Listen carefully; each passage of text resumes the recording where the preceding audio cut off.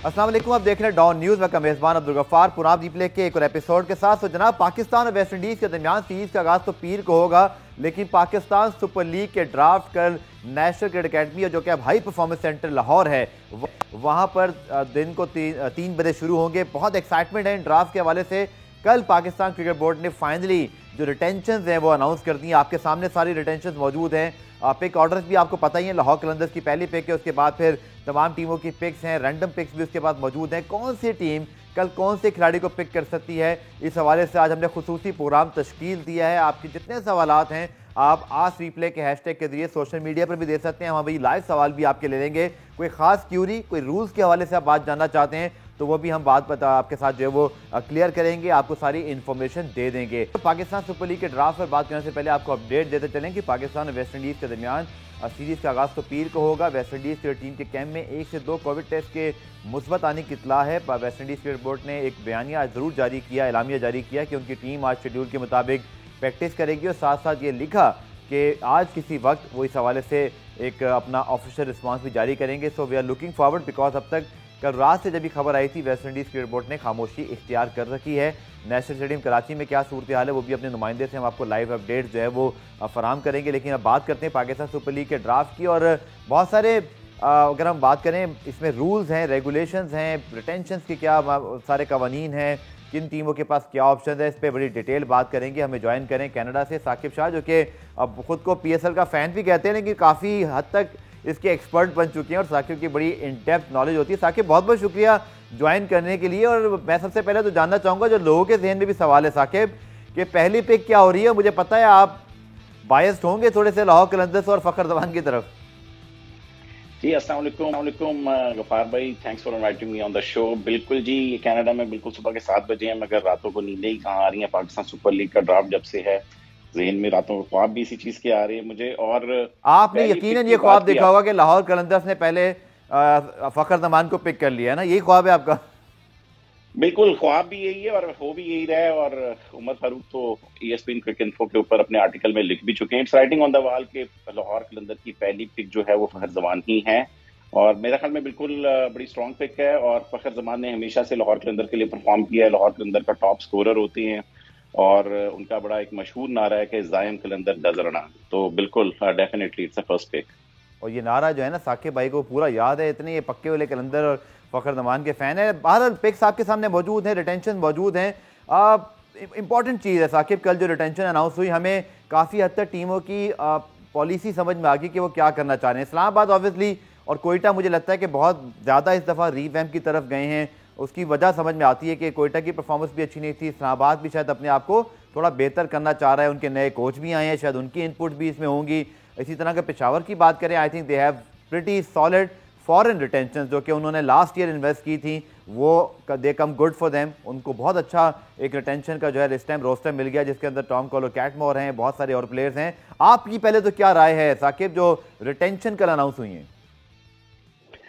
गफार भाई, रिटेंशन हर टीम ने अपने पर्सपेक्टिव से की होती हैं। उन्होंने अपनी स्ट्रेंथ और अपनी वीकनेस और अपनी अवेलेबल पिक्स, जो ड्राफ्ट की पिक्स होती हैं, कि हम कितने नंबर पे उसकी है। लाइक कोयटा ने जिस तरीके से रिटेंशन किया, उनको पता है कि उनकी ड्राफ्ट में पिक आखिरी है। तो होता ये है कि बहुत से लोग इस पे जब अपनी आरा देते हैं तो वो ये समझ रहे होते हैं कि शायद इन्होंने गलती की है, मगर ड्राफ्ट की जो स्ट्रेटेजी होती है वो डिफरेंट होती है। ड्राफ्ट में आपको अपनी पिक्स देखनी होती है, ड्राफ्ट में आपको अपनी रिटेंशन, दूसरी टीम की रिटेंशन देखनी होती हैं, अवेलेबल प्लेयर्स वो कब से स्टार्ट कर रहे हैं, कब से नहीं स्टार्ट कर रहे हैं, उनकी हाई प्राइस, उनकी फ्लोर प्राइस, सारी चीजें मद्देनजर रखनी होती हैं। तो रिटेंशंस हर टीम ने अपने पर्सपेक्टिव से बहुत अच्छी की हैं।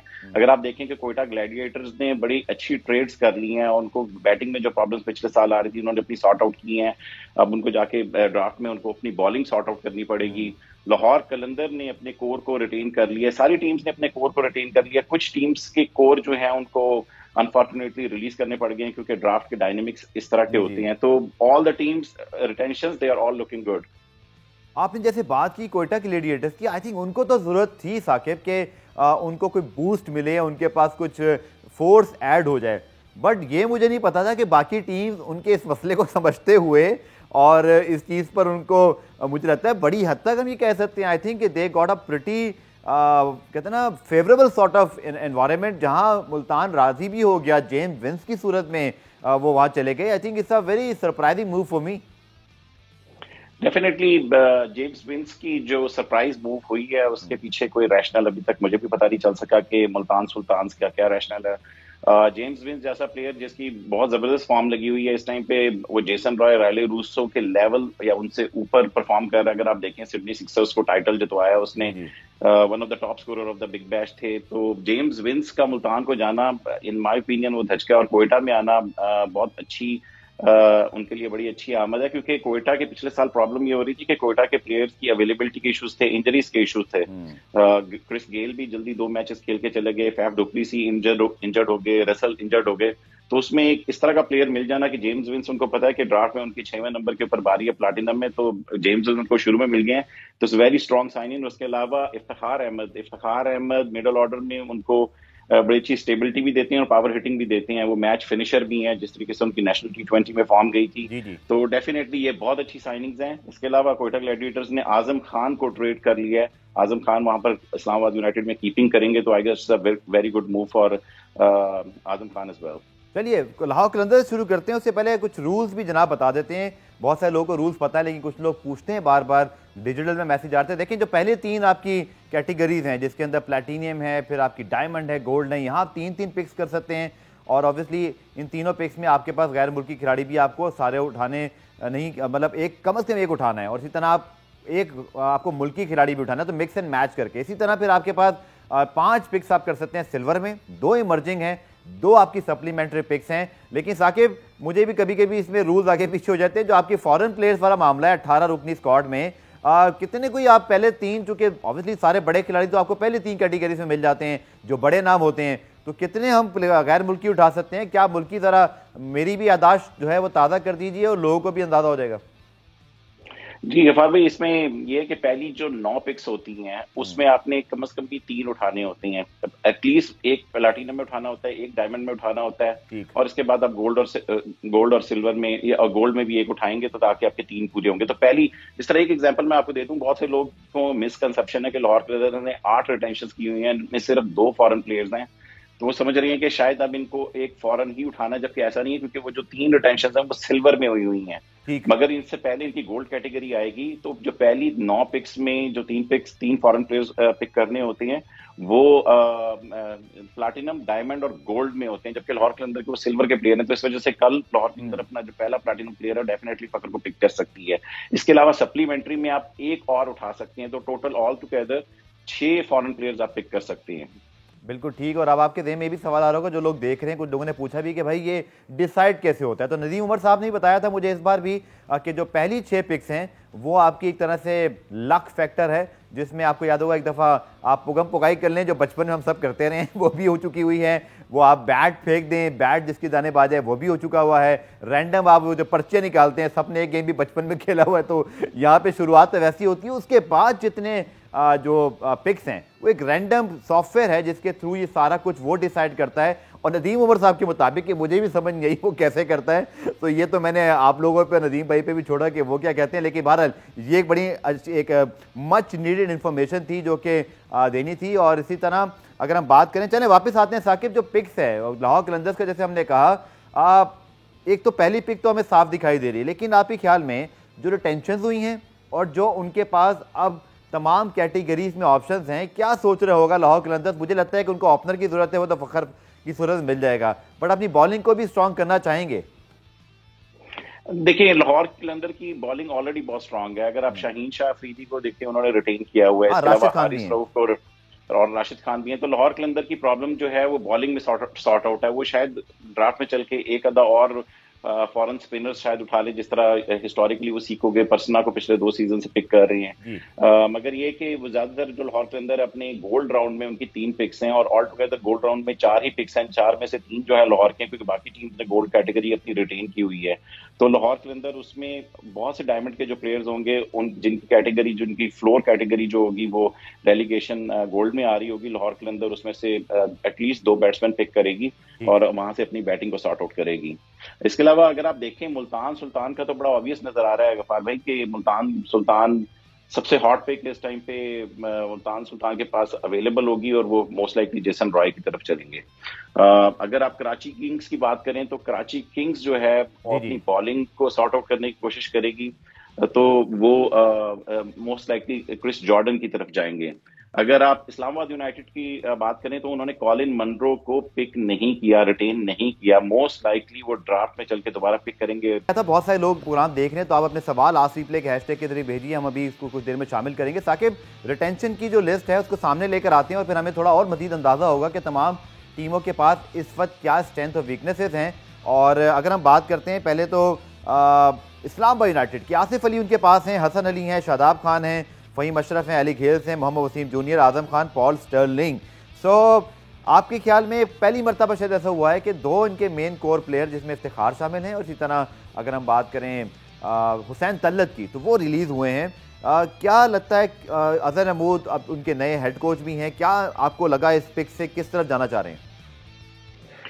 बिल्कुल गफ्फार भाई, इसमें ये कि हुसैन तलत बेसिकली इनके कोर प्लेयर थे जो कि पहले साल से हमेशा से इनके साथ खेल रहे थे। आई वाज सरप्राइज्ड कि इन्होंने ट्रेड कर लिया, उसको ड्राफ्ट में नहीं जाने दिया।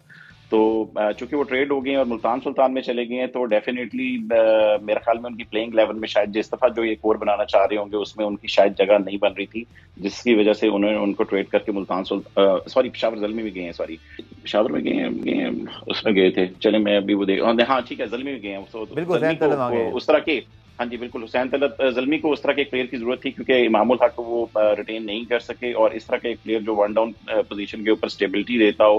क्योंकि शेम मलिक का अभी ये नहीं कंफर्म किया वो कितने साल और खेलेंगे, तो पेशावर जल्मी की सोच तो वो लग रही थी। मगर इस्लामाबाद यूनाइटेड के ऊपर दोबारा वापस आते हैं तो इस्लामाबाद यूनाइटेड ने ये देखें कि अपनी ड्राफ्ट पिक्स जो हैं वो अक्सर ओपन रखते हैं, तो उन्होंने अपनी प्लैटिनम और डायमंड दोनों एक एक ओपन रखी है ड्राफ्ट के लिए, और डायमंड में तो उनकी पहली टर्न है। तो अगर इस्लामाबाद यूनाइटेड जो है वो उनकी क्लियर स्ट्रेटेजी नजर आ रही है कि वो ड्राफ्ट से एक एक प्लेयर इन दो कैटेगरीज में उठाएंगे, और गोल्ड को उन्होंने पूरा रिटेन किया हुआ है। तो Islamabad united I guess definitely एक बॉलर की तरफ जाएगी और एक बैट्समैन की तरफ जाएगी, तो ये उनकी स्ट्रेटेजी बड़ी क्लियर नजर आती है। अगर वो मनरो उठाते हैं पहले राउंड में तो दूसरे राउंड में वो एक अच्छा स्पिनर जो कि संदीप लैमी हो सकते हैं, उस तरह का प्लेयर उठा सकते हैं। पाकिस्तान की विकेटों पे हमें याद है कि साकिब महमूद बहुत कामयाब रहे थे और इसी वजह से पेशावर ज़ल्मी ने उनको पिक भी किया है, one of the best bowler, ना सिर्फ बैट्समैनों बल्कि बॉलर्स में बल्कि स्पिनर्स में भी। और साकिब, हमने एक टेंडेंसी देखी थी कि यूई की विकेट्स पे जब पीएसएल हो रहा था और पाकिस्तान के विकेट्स पर एक बड़ा वादे फ़र्क था कि हमारे यहाँ पर यूई की निस्बत रन्स भी थोड़े बन रहे थे और इसी तरह चेस डाउन वाला फैक्टर भी हमने देखा था। तो पेशावर ज़ल्मी की अगर हम बात करें तो आई थिंक लिविंगस्टन अब तो और बड़े प्लेयर हैं। मुझे लगता है कि पेशावर ज़ल्मी ने लास्ट ईयर जो एक कुछ लड़कों को इंटरनेशनली जिनको पिक किया था, they become so good later on, जिसमें सरफेन रदरफोर्ड एक सरप्राइज इंक्लूजन जिनको बहुत सारे इतना जानते भी नहीं थे, और ये आपके सामने तमाम रिटेंशन मौजूद हैं। इसी को हम स्क्रीन पर रखते हैं, तमारी बारी डिस्कस करते हैं। तो Saqib Mahmood, Tom Kohler Cadmore I think wonderful signing, क्योंकि T10 में जिस तरह का वो खेल रहे थे। तो मुझे लगता है ओपनर का मसला यहाँ पे एक तरफ तो आता है, आपके ख्याल में कहाँ फिर दूसरा ओपनर ढूंढेंगे? और कामरान इनके बड़े कंसिस्टेंट प्लेयर रहे हैं except for the last season, कहीं डायमंड में या नीचे जाके दोबारा पिक कर रहे हैं, आपको लगता है ऐसा? हो सकता है क्योंकि कामरान अकमल को इन्होंने रिलीज कर दिया, मगर अगर आप देखें कि इन्होंने प्लैटिनम में एक लियम लिविंगस्टन को पिक किया हुआ है। अगर ये ड्राफ्ट से चल के एक और फॉरेन प्लेयर्स की तरफ जाती हैं तो शरफन रदरफोर्ड को भी उन्होंने पिक किया हुआ, तो कामरान अकमल को डेफिनेटली गोल्ड राउंड में ये एक अपना राइट टू मैच करके दोबारा भी उठा सकती हैं। तो I don't know, her teams को चूंकि इस दफा एक राइट ऑफ मैच की ऑफर है कि वो किसी भी अपना जो प्लेयर जो उन्होंने रिलीज किया है उसको जाके ड्राफ्ट में पिक कर लेंगे। तो पेशावर ज़ल्मी की स्ट्रेटेजी हो सकता है कि ये हो कि वो कामरान अकमल को ड्राफ्ट में चल के रीपिक कर लें। वैसे तो इस कामरान अकमल की शायद कुछ सुना कि ट्वीट्स भी आई हैं, he is not very happy कि शायद उनको खिलाया नहीं जा रहा, मगर it depends on there draft strategy. मगर ये कि इन्होंने बहुत अच्छी मास्टर स्ट्रोक खेला कि टॉम कॉलर कैटमोर को, चूंकि इनको पता था कि वो सिल्वर कैटेगरी में अवेलेबल, उनको रिटेन कर लिया, किसी और टीम को इन्होंने चांस नहीं दिया। मुझे लगता है आखिरी मर्तबा सिल्वर में खेल रहे हैं वो। बिल्कुल, आई वाज सरप्राइज कि इनका नाम सिल्वर में है, क्योंकि अगर वो कैटमोर इस टाइम पे गोल्ड में भी दे देते अपना नाम तो गोल्ड में भी इनकी इजीली पिक हो सकती थी। तो it's a very good pick by retention by Peshawar Zalmi. तो हुसैन तलत भी बड़ी अच्छी, जिस तरह बात की हमने इंक्लूड, मगर साकिब महमूद को अगर आप देखें तो उन्होंने ब्रांड एम्बेसडर बना के गोल्ड में रिटेन कर लिया है। और जबकि वो प्लैटिनम लेवल का स्टेचर है उसका, जिस किस्म की बॉलिंग उसने भी पाकिस्तान वर्सेस इंग्लैंड सीरीज में की थी। बिल्कुल, मैंने कहा कि पेशावर ज़ल्मी ने लास्ट ईयर जो पिक्स किए थे वो हमेशा की तरह से डेविड मलक पड़ते हैं, क्रिस जॉर्डन और बहुत सारे और प्लेयर, वो बाद में जाके और बड़े T20 स्टार्स बनते हैं। तो ये फ़ायदा है, अगर आप दूर रस सोचते हुए कुछ पिक्स करें तो पेशावर ज़ल्मी को बहुत अच्छी रिटेंशन मिल गई। पाकिस्तान सुपर लीग के ड्राफ्ट जनाब कल होंगे, उसी पर हम बात कर रहे हैं। मुल्तान सुल्तान जो कि डिफेंडिंग चैंपियंस, मोहम्मद रिजवान की सूरत में इस वक्त उनके पास दुनिया के बेहतरीन खिलाड़ी मौजूद हैं। इसी तरह रायली रोसो, हमेशा से बहुत अच्छी परफॉर्मेंसेज रही हैं उनकी इस PSL में। कोयटा ग्लेडिएटर्स के लिए बहुत अच्छा खेलते रहे हैं। शेब मकसूद इन फॉर्म है, थोड़ा सा इंजरी का इशू ज़रूर है, लेकिन आई होप कि वो बिल्कुल क्लियर हो जाएंगे। इतना इमरान ताहिर, शान मसूद, खुशदिल शाह, शाहनवाज दहानी। तो अगर हम बात करें बैलेंस के लिहाज से, अगर पेशावर ज़ल्मी के पास फॉरेन पिक्स बहुत अच्छी हैं, तो क्या साकिब ये बिल्कुल ठीक होगा कहना कि जो पाकिस्तानी पिक्स हैं और जो राइजिंग स्टार्स हैं, शाहनवाज दहानी या खुशदिल शाह की बात कर लें या स्टैब्लिश में मोहम्मद रिजवान की, I think Multan Sultan looks very solid in the retention. बिल्कुल, मुल्तान ने बड़ी अच्छी रिटेंशन की है सारी टीम ने, एज मैंने बताया अपने पर्सपेक्टिव से, और फिर ड्राफ्ट की स्ट्रेटेजी, उनके जो पिक ऑर्डर है उसमें उनको कौन से प्लेयर्स मिल सकते हैं उसके हिसाब से इंटेलिजेंट और स्मार्ट पिक्स की हुई हैं। मुल्तान सुल्तान की अगर आप बात कर लें तो गफार भाई, रिजवान, रायले रूसोफ, सोहेब मकसूद, इमरान ताहिर, शान मसूद, खुशदिल शाह और शाहनवाज धानी को उन्होंने किया हुआ। तो उनकी बॉलिंग भी अगर आप देखें तो बॉलिंग में शाहनवाज धानी सिर्फ एक फास्ट बॉलर है, तो ये ड्राफ्ट में हो सकता है पाकिस्तानी फास्ट बॉलर्स की तरफ भी जा सकते हैं। ड्राफ्ट की स्ट्रैटेजी इनकी यही होगी कि मुल्तान सुल्तान जब की तो बड़ी ऑब्वियस लग रहा है कि ये जेसन रॉय की तरफ जाएंगे, तो अपनी बैटिंग को सॉर्ट आउट करेंगे। फिर जो इनकी डायमंड में एक पिक है उसमें हो सकता है किसी बॉलर की तरफ चले जाएं। जनरली ओवरऑल पाकिस्तानी जो टीम्स होती हैं उनकी ज्यादातर जो स्ट्रैटेजीज होती हैं कि वो प्लैटिनम और डायमंड से ज्यादातर बड़े बैट्समैन उठाती हैं, और उसके बाद गोल्ड से कोई एक आधा बॉलर वगैरह भी उठा लेती हैं। और फिर क्योंकि पाकिस्तान के बॉलर्स की तरफ ज्यादातर जाते हैं, क्योंकि सिर्फ 4 फॉरन को तो खिलाना होता है। बिल्कुल, और इसी तरह हमने देखा था लास्ट सीजन में बड़ी इंटरेस्टिंग डिबेट रही थी कि उस्मान कादिर को ज़्यादा मौके नहीं मिले, क्योंकि इमरान ताहिर जो है वो इनके पास फर्स्ट चॉइस स्पिनर। आपको लगता है कि दूसरा स्पिनर कोई बड़ा नाम उठाना चाहेंगे, या आपको लगता है कि आई थिंक इमरान ताहिर अगर मौजूद हैं तो फिर इनको शायद मुझे लगता है इमर्जिंग कैटेगरी में ही फिर ये किसी को पिक करेंगे स्पिनर्स को, अगर करना हुआ तो? इनके पास इसके अलावा अगर आप देखें तो ये उस्मान कादिर भी जो है मुल्तान की हैं, वो राइट टू मैच अगर वो खेलेंगे तो शायद उस्मान कादिर भी खेलेंगे। तो इनके पास अगर 2 लेग स्पिनर तो हैं ही हैं। इसके अलावा जाहिर बात है कि वो गोल्ड में इनके पास तो पूरी फिल हुई है, तो फिर सिल्वर में जाएंगे और इमर्जिंग से भी डेफिनेटली बॉलर्स उठाएंगे। इमर्जिंग में ज्यादातर टीम्स बॉलर्स की तरफ जाती हैं क्योंकि बैट्समैन अभी इतने एस्टैब्लिश नहीं होते, तो इमर्जिंग कैटेगरी वो होती है जिसमें ज्यादातर टीम्स बॉलर्स की तरफ जाती हैं। तो राइट टू मैच थोड़ा सा हम भी इसको डिस्कस कर लेते हैं। What is actually right to match? Saqib के रिटेंशन में से आपने जो अपने रोस्टर में से प्लेयर निकाला है, कब तक वो आपके पास राइट टू मैच का ऑप्शन रहेगा? कोई दूसरी टीम पिक करना चाहे तो उस सूरत में फिर क्या रूल्स कहते हैं? गफार भाई, इसमें 2 चीजें बता दूं कि राइट टू मैच में जिस तरह आपने बताया कि जो प्लेयर आपने रिलीज किए हैं, हर टीम के पास एक एक राइट टू मैच की ऑफर है। वो ये है कि आप अपना प्लेयर जो रिलीज किया उसको आप दोबारा किसी भी कैटेगरी में उठा सकते हैं, जितना भी वो रेलीगेट हुआ। ओके, लेट्स से अगर कोई टीम अपना प्लैटिनम लेवल का प्लेयर जो है उसको रिलीज करती है और वो प्लैटिनम में पिक नहीं होता, लेट्स से अगर वो डायमंड में जाता है, डायमंड में कोई टीम पिक करती है, तो ओरिजिनल टीम जिसने रिलीज किया होता है उसको right to match card play करके वो उसको रिटेन कर सकती दोबारा उसी कैटेगरी में, डायमंड में जो निचली कैटेगरी में आया होता है। एग्जांपल दिया मैंने आपको। इसी वजह से टीम्स को बहुत ज्यादा स्मार्ट प्ले करना पड़ेगा कि होगा ये कि राइट टू मैच में अगर जब आप एक किसी का प्लेयर आप लेते हैं और वो राइट टू मैच कर देता है, तो फिर आपको उनकी टर्न के ऊपर बारी मिलती है। तो इस वजह से आपको ये भी देखना होगा कि आपकी बारी किस टाइम पे, अगर आप राइट टू मैच में ऐसा प्लेयर ना लें कि वो दूसरी टीम जिसकी आखिरी पिक हो, अगर आपकी फिर उनकी पिक उससे स्वैप हो जाए तो आपको एंड में बारी मिलेगी। तो इस वजह से टीम्स को इस दफा राइट टू मैच बड़ा इंटेलिजेंटली प्ले करना पड़ेगा। कराची किंग्स जनाब, और बहुत सारे इनके फैंस जो है वो नाराज़ रहते हैं, लेकिन इन्होंने टाइटल जीता तो उसके बाद थोड़े मामला लाहौर की तरह यहाँ बेहतर होना शुरू हुए। लेकिन मैं थोड़ा सोशल मीडिया पर देख रहा था, कुछ है रिजर्वेशन मुझे नजर आई, या पता नहीं मेरे सामने वही ट्वीट आ गया जो कराची के फैन थोड़ा सा ज़रा उनको रिजर्वेशन दिखाई दी। उनके कोच भी इस बार पीटर मॉर्स हैं, ऑब्वियसली उनको पहली मरतबा पाकिस्तान सुपर लीग में मौका मिला है। बाबर आजम पहली मरतबा कप्तान बने हैं, लेकिन इमाद वसीम और बाबर आजम उनके पास प्लैटिनम का पोटेंशियल है। फिर नबी बहुत अच्छे T20 के ऑब्वियसली एक ऑलराउंडर हैं। मोहम्मद आमिर तमाम मसले मसाइल के बावजूद यहाँ मौजूद हैं। जो क्लार्क, शर्जील खान, आमिर यामीन और मोहम्मद इलियास। तो क्या लगता है आपको साकिब, कराची किंग्स के लिए, जैसे हमने पहले डिस्कस किया था, क्रिस जॉर्डन और टाइमर मिल्स इनके लिए एक ऐसा ऑप्शन हो सकते हैं जिनकी तरफ इनकी नजरें होंगी। ओवरऑल आप समझते हैं कि क्या बेहतर करना पड़ेगा, क्योंकि यहाँ अभी चीजें सॉर्टेड आउट नजर नहीं आ रही। मुझे लगता है they need a very good draft. बिल्कुल। अगर आप देखें इनका, तो कराची किंग्स ने भी जो अपनी अच्छी रिटेंशन की हैं, इन्होंने जो क्लार्क जो पिछली दफा जिन्होंने बड़ा अच्छा परफॉर्म किया था उनको रिटेन कर लिया है। इसके अलावा इनके बाबर, शर्जील, अमाद वसीम, तो इनके पास बैटिंग भी है लेट ऑर्डर में। अगर आप देखें, अमाद वसीम भी कर सकता है, बाबर, शर्जील ओपनर इनके सेट हैं, जो क्लार्क भी ऊपर ही खेलते हैं, तो इनका टॉप ऑर्डर सेट है। इनको वाकई एक बॉलर की तरफ जाना चाहिए और क्रिस जॉर्डन से अच्छी अपॉर्चुनिटी इनको नहीं मिल सकती। क्रिस जॉर्डन इनके साथ पहले भी खेले हुए हैं और क्रिस जॉर्डन आई गेस जिस साल ये पहला सीजन है जिसमें चैडविक वॉल्टन भी नहीं है और ना मोहम्मद रिजवान है तो झगड़ा खत्म हो गया। वो झगड़ा भी खत्म हो गया है और चूंकि अब जो क्लार्क ही हैं, मगर ये डेफिनेटली कोई एक लोकल कीपर की तरफ, एक्चुअल में हर टीम की स्ट्रेटेजीज ये होती हैं कि वो एक लोकल कीपर को भी अपने रोस्टर में पिक कर ले, कहीं पर नीचे सिल्वर में, नहीं तो मर्जिंग में, या सप्लीमेंट्री से जाके। कोई हर टीम में एक आधा लोकल कीपर, एक फॉरेन होता है, एक लोकल होता है। ज्यादातर जो स्ट्रेटेजीज होती हैं इसी तरह टीम्स ड्राफ्ट करती हैं।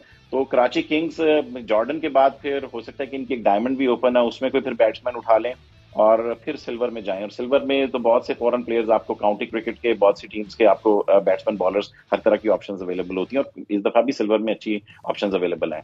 ठीक है, कोयटा ग्लेडियर्स पे जल्दी से बात करते हैं, फिर ब्रेक की जाने बढ़ते हैं। उसके बाद फिर हम पाकिस्तान वेस्ट इंडीज सीरीज के हवाले से आखिर में कुछ अपडेट्स आपको देंगे। जेम्स विंस, जैसा आपने बताया साकिब, जबरदस्त उनको मूव मिल गया, शायद आफरीदी आ गए। बॉलिंग में इनके पास हमेशा मुझे एक चीज़ नज़र आई है कि हसनैन भी और नसीम शाह भी इनके पास अच्छी कैटेगरीज में मौजूद ज़रूर हैं, लेकिन अभी ये चूँकि पाकिस्तान टीम से भी रेगुलर नहीं खेल रहे हैं। अल्लाह करे कि वेस्ट इंडीज़ सीरीज़ हसनैन की बहुत अच्छी जाए तो फिर इनको एक थोड़ा सा कॉन्फिडेंट मिलेगा। कहीं ना कहीं मुझे लगता है एक्सपीरियंस की कमी है बॉलिंग डिपार्टमेंट के अंदर, चूँकि जैसे शाहीन कलंदर्स के लिए हैं, वहाब पेशावर ज़ल्मी के अंदर है, मतलब very settled experience international material वाले फास्ट बॉलर। और इसी तरह स्पिनर में चले नवाज इनके पास एक बहुत अच्छा ऑप्शन है, चूँकि हमेशा से बड़ा अच्छा परफॉर्म करते हैं। आपको लगता है कि बॉलिंग को थोड़ा सा एक्सपीरियंस दरकार है इनका ड्राफ्ट के अंदर, इस जानिब इनकी तवज्जो होगी?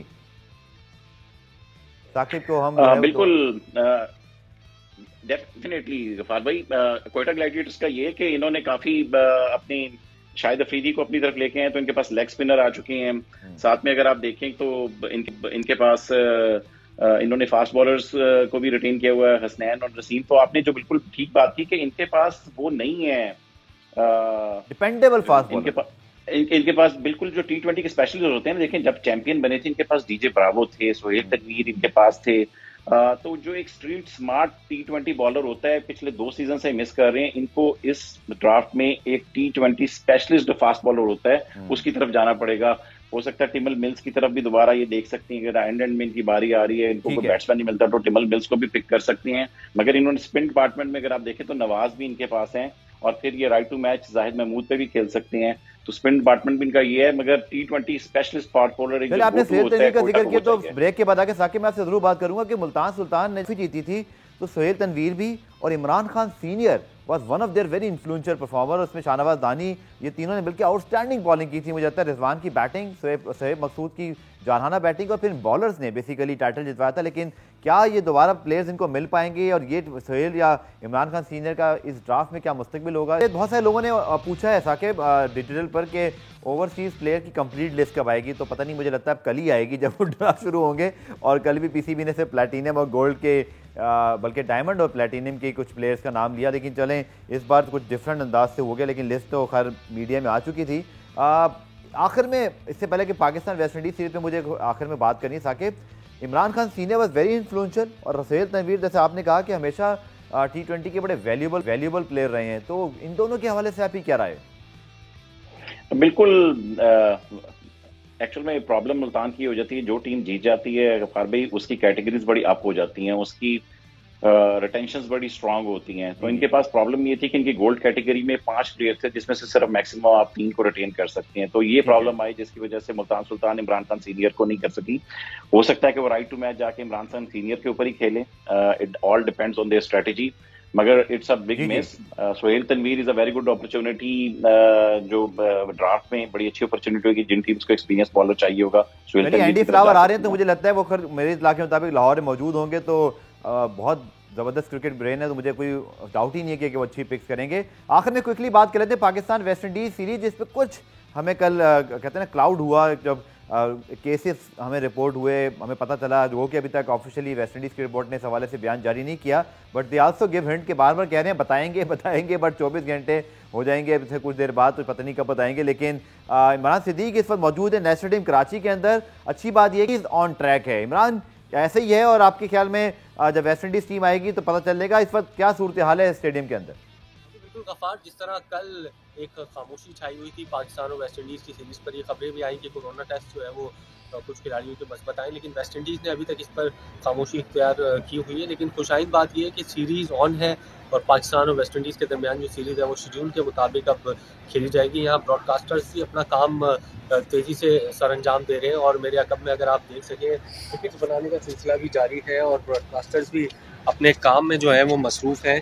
ये 2 प्रैक्टिस विकेट्स बनाई गई हैं जिस पर आज पाकिस्तान और वेस्ट इंडीज़ की टीमें जो है वो प्रैक्टिस करेंगी और बीच में जो पिचेस बनाई जा रही हैं वो मैचेस के लिए बनाई जा रही है। तो तकरीबन काम जो है वो यहाँ पर जारी है और 13 दिसंबर से ये पाकिस्तान और वेस्ट इंडीज़ के दरमियान जो सीरीज़ है T20 वो होनी है। आज शाम 7:30 बजे तो दोनों टीमें यहाँ पर प्रैक्टिस के लिए आएंगी। कल एक प्रेस कॉन्फ्रेंस भी शेड्यूल है जिसमें पाकिस्तान टीम के कप्तान बाबर आजम जो है वो प्रेस कॉन्फ्रेंस करेंगे। कल भी वेस्ट इंडीज़ का यहाँ ट्रेनिंग सेशन होगा और फिर जो है वो 13 दिसंबर से सीरीज़ शुरू होगी, जो कि अब कल जो खतरात के बादल थोड़े से हमें नज़र आ रहे थे कि कोरोना की वजह से शायद कोई मसाइल दरपेश हो, लेकिन अब ऐसा कुछ हमें देखने में नहीं मिल रहा। जी शुक्रिया इमरान। और प्रोग्राम के बाद बस मैं भी आपको स्टेडियम में आके ज्वाइन करने वाला हूँ, क्योंकि 7 बजे पाकिस्तान वेस्ट इंडीज़ दोनों प्रैक्टिस करेंगे। कल हमने बड़ा इंतजार किया लेकिन कल कोविड की वजह से ऐसा हो नहीं पाया। क्विकली इसको लिंक कर लेते हैं साकिब, वेस्ट इंडीज़ सीरीज़ में भी हसनैन और बहुत सारे यंगस्टर्स को मौका मिल रहा है और I think it's a good sign कि पाकिस्तान के नौजवान खिलाड़ियों को मौका मिल रहा है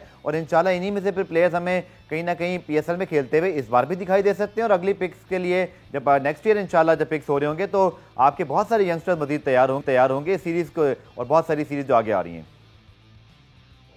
जी बिल्कुल गफ्फार भाई, डेफिनेटली वी आर होपिंग कि ये सीरीज हो और कराची में सारे मैचेस हैं और डेफिनेटली काफ़ी यंगस्टर्स को भी मौका मिला है, तो डेफिनेटली वी आर होपिंग कि यंगस्टर्स इसमें परफॉर्म करें। अगर ज़्यादातर टीम जो है वो तो ज़्यादातर PSL तो खेल ही रहे हैं और PSL से भी जो आगे निकलेंगे वो आगे ऑस्ट्रेलिया की सीरीज वगैरह बहुत बहुत खेलेंगे। शुक्रिया। और पाकिस्तान वेस्ट इंडीज सीरीज बिल्कुल ऑन है। PCB क्रिकेट बोर्ड से हमें यही इतलात मिल रही हैं, लेकिन सिर्फ कोविड वाला मामला है जो इसको क्लियर होना बाकी है। इसके साथ साथ आप आज रिप्ले के हैशटैग के जरिए हमें पाकिस्तान सुपर लीग ड्राफ्ट और पाकिस्तान वेस्ट इंडीज़ के सीरीज़ के हवाले से अपडेट दे सकते हैं। पुराम रिप्ले आज देखने का शुक्रिया।